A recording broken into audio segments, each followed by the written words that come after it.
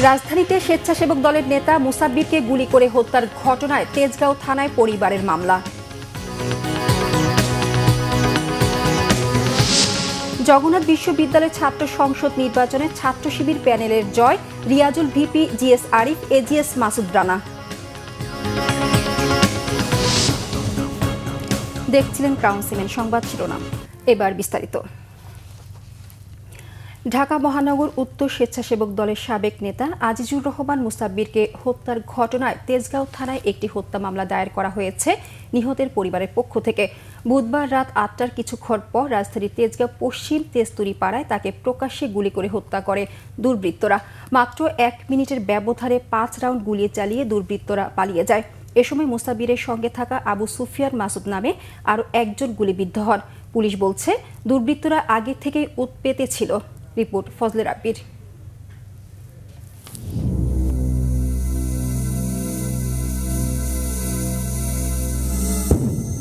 বুধবার রাত ৮টা ২০ সিসিটিভি ক্যামেরায় দেখা যায় রাজধানীর পশ্চিম তেস্তুরি বাজার এলাকায় ঢাকা মহানগর উত্তর স্বেচ্ছাসেবক দলের সাবেক নেতা আজিজুর রহমান মুসাব্বিরকে লক্ষ্য করে গুলি চালায় দুর্বৃত্তরা। মুহূর্তেই আতঙ্কে ছুটতে থাকে আশপাশে থাকা মানুষ। অন্য আরেকটি সিসিটিভি ফুটেজে দেখা যায় অস্ত্র হাতে ঘাতকদের পালানোর চিত্র, যাতে ধরা পড়ে শুটারদের চেহারা। রাত ৮টা ২০ পশ্চিম তেস্তুরিপাড়ার ঠিক এই জায়গাটিতেই কিন্তু আজিজুর রহমান মুসাব্বিরকে নির্মমভাবে গুলি করে দুর্বৃত্তরা এবং ঠিক গুলি করে ঠিক এই রাস্তা দিয়েই কিন্তু আসলে পালিয়ে চলে যায়। ঘটনার পরপরই মুমূর্ষু অবস্থায় মুসাব্বিরকে পান্থপথের বিআরবি হাসপাতালে নিয়ে যাওয়া হয়। সেখানে চিকিৎসকদের নিবিড় পর্যবেক্ষণে থাকা অবস্থায় মারা যান তিনি। পরে ঢাকা মেডিকেল কলেজ হাসপাতালে নেওয়া হলে সংগঠনটির নেতাকর্মীরা অভিযোগ করেন নির্বাচন বানচাল করতে টার্গেট কিলিংয়ে নেমেছে একটি চক্র। গতকাল রাত ৯টার দিকে তারা এই যে মোবাইল নম্বর চায় আর কি, জামাত শিবির মোবাইল নম্বর চায় আর আইডি কার্ড চায়। এখানে তাদেরকে বাধা দিচ্ছে। যে বাধা কি, তাদের বলছে যে আপনারা ভোট চান, আইডি কার্ড চাইবেন কেন, আইডি কার্ড চাইবেন কেন, মোবাইল নম্বর চাইবেন কেন। এতে তো তার দ্বারা সশস্ত্র অবস্থায় এলাকা ঘিরে ফেলছে। আজকেও তারা সশস্ত্র অবস্থায় ঘিরছে, তার ৪ মিনিট পর মুসাব্বির গুলিবিদ্ধ। আজকে এমন একটি প্রেক্ষাপটে যেখানে নির্বাচনের তফসিল ঘোষণা হয়েছে, পুরো জাতি আগামীতে একটি নির্বাচনে ভোট দেওয়ার জন্য উন্মুখ, এমন সময় এই ধরনের হত্যাকাণ্ড, নির্বাচন বানচালের কোনো ষড়যন্ত্র আছে কিনা তা অবশ্যই আমাদেরকে ভেবে দেখার জন্য চিন্তা করতে হচ্ছে।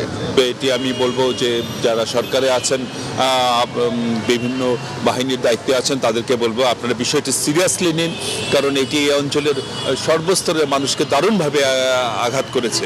এবং আমরা যারা মুসাব্বিরের সহযোদ্ধা আছি, আমরা যারা মুসাব্বিরের আন্দোলন সংগ্রামে তার বলিষ্ঠ ভূমিকা দেখেছি, আমরাও আজকে দ্ব্যর্থহীন ভাষায় এই ঘটনার প্রতিবাদ জানাচ্ছি। এবং এদিকে পুলিশ বলছে কারা কি উদ্দেশ্যে এই হত্যাকাণ্ড ঘটিয়েছে তা উদ্ঘাটনের কাজ চলছে। তবে এখন পর্যন্ত কাউকে শনাক্ত বা আটক করা সম্ভব হয়নি। না, এখন পর্যন্ত কাউকে আটক করা হয়নি। অভিযান আমরা চলতেছে। এই হত্যার ঘটনায় নিহতের পরিবারে চলছে শোকের মাতম।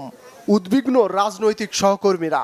ঘটনাস্থলের আলামত সংগ্রহ করছে আইন শৃঙ্খলা বাহিনী।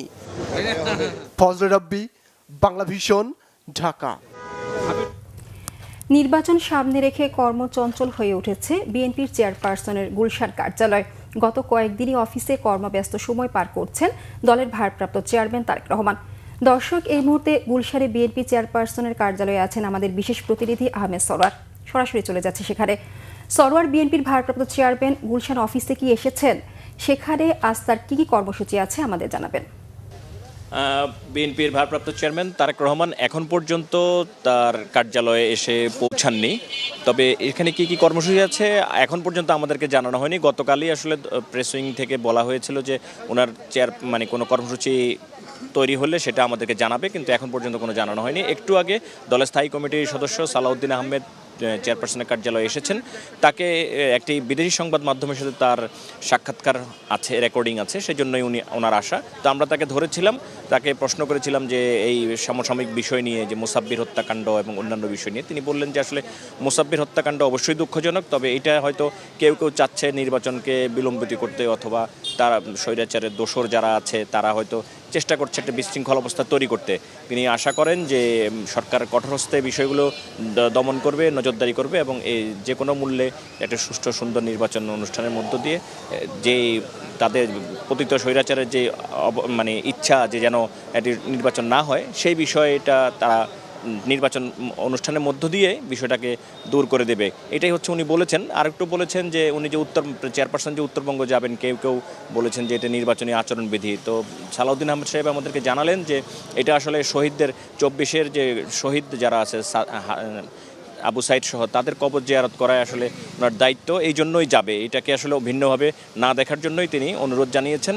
তো এই হচ্ছে, এখন কখন আসবে চেয়ারপারসন এখন পর্যন্ত আমাদেরকে অফিসিয়ালি কিছু জানানো হয়নি, আসলে আপনার মাধ্যমে আমরা দর্শকদের জানিয়ে দিব, তবে কখন আসবেন সেটা এখন পর্যন্ত বলতে পারছি না। আমরা আসলে সবাই গণমাধ্যম কর্মীরাও এখানে সকাল থেকে অপেক্ষা করছি। সরোর, আপনাকে ধন্যবাদ। জগন্নাথ বিশ্ববিদ্যালয় কেন্দ্রীয় ছাত্র সংসদ জকসু নির্বাচনে ভিপি, জিএস, এজিএস এই 3 পদেই জয়ী হয়েছে শিবির সমর্থিত প্যানেলের প্রার্থীরা। ছাত্র শিবির সমর্থিত ভিপি পদে রিয়াজুল ইসলাম, জিএস পদে আব্দুল আলিম আরিফ ও এজিএস পদে মাসুদ রানা বিজয়ী হয়েছেন। বুধবার দিবাগত মধ্যরাতের পর এ ফলাফল জানানো হয়। ভিপি, জিএস ও এজিএস সহ 21 পদে 17টিতেই জয় পেয়েছে ছাত্র শিবির। 5টি পদে জয়ী হয়েছেন ছাত্রদল প্যানেলের প্রার্থীরা। এছাড়া একটি পদে জিতেছেন স্বতন্ত্র প্রার্থী। একমাত্র ছাত্রী হলের 13টি পদের মধ্যে শীর্ষ 3 পদ সহ 10টিতে জয় পেয়েছে ইসলামী ছাত্রী সংস্থা। ফলাফল ঘোষণার পর সব ছাত্র সংগঠনকে সঙ্গে নিয়ে ক্যাম্পাস বিনির্মাণে কাজ করার প্রতিশ্রুতি দেন বিজয়ী ভিপি ও বিশ্ববিদ্যালয় শাখা শিবির সভাপতি রিয়াজুল। তার মানে আমরা ভুলের ঊর্ধ্বে নয়। আমরা কোনো ভুল করলে অথবা আপনাদের দেওয়া কোনো প্রতিশ্রুতি বাস্তবায়ন করতে না পারলে আপনারা আমাদেরকে শুধরে দিবেন, আমাদেরকে পরামর্শ দিবেন। আমরা আপনাদের পরামর্শের আলোকে আমাদের কাজগুলো বাস্তবায়ন করব ইনশাআল্লাহ।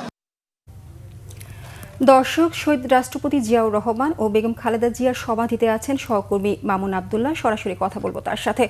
মামুন, শহীদ জিয়া ও বেগম খালেদা জিয়ার সমাধিতে আজ শ্রদ্ধা জানাতে আসা মানুষের ভিড় কেমন দেখছেন, বিস্তারিত জানাবেন।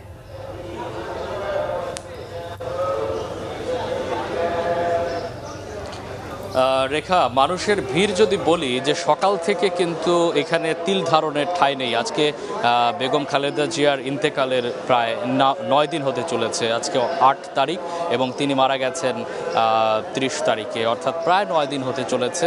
এই 9 দিন পরেও কিন্তু তার প্রতি যে মানুষের ভালোবাসা, মানুষের যে শ্রদ্ধা, সেই শ্রদ্ধার কিন্তু যে বেগ, সেই আবেগ কিন্তু এখন পর্যন্ত রয়ে গেছে। আপনি দেখতে পাচ্ছেন মানুষের যে ঢল, সেটি কিন্তু এখন পর্যন্ত তার কবরের কে ঘিরে, যেহেতু এখানে শায়িত আছেন বাংলাদেশের সাবেক রাষ্ট্রপতি জিয়াউর রহমান এবং তার সহধর্মিণী, গণতন্ত্র উত্তরণের যিনি পথ দেখিয়েছেন, যিনি সাবেক 3 বারের প্রধানমন্ত্রী বেগম খালেদা জিয়া, তার প্রতি মানুষের যে ভালোবাসা, সেটি কিন্তু আমরা তার জানাজার মধ্য দিয়েই দেখেছিলাম।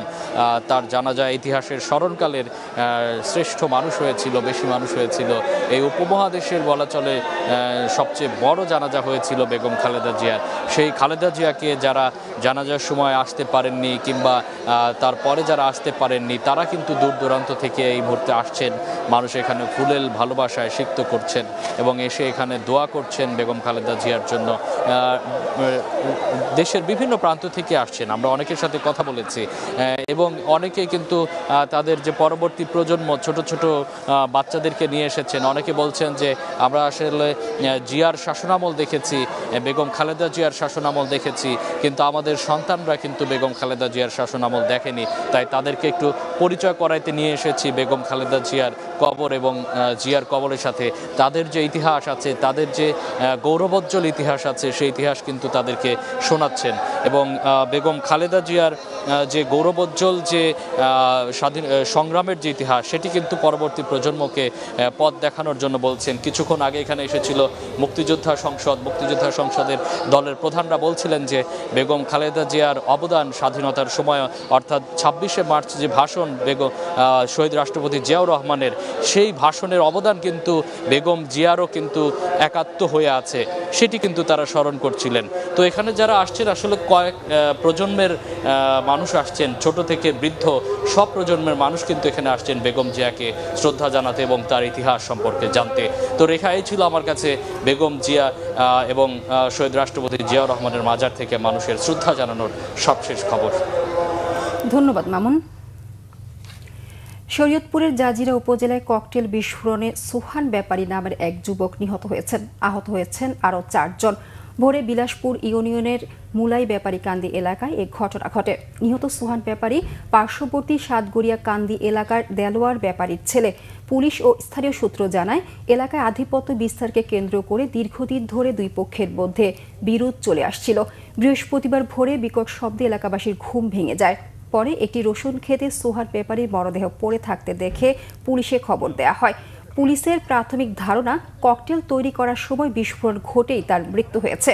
মরদেহ উদ্ধার করে আইনগত প্রক্রিয়া শুরু করেছে পুলিশ। খুঁজে বের করতে হবে যে এই বোমা তৈরি করতে কারা আসলে বেসিক্যালি বেশি বেনিফিট হচ্ছে, সেই উৎস যোগানদার কারা হচ্ছে বোমার ম্যাটেরিয়ালগুলো তৈরি করতেছে, কারখানা। সেটা প্রাথমিকভাবে যেটা মনে হচ্ছে যে ইনিশিয়ালি আমরা যেটা জানতে পেরেছি যে এলাকার অধিকাংশ লোকজনই নাকি এই বিষয়টা জানে, কীভাবে তাদেরকে বোমা সরঞ্জাম পেলে তারা বানাইতে পারে।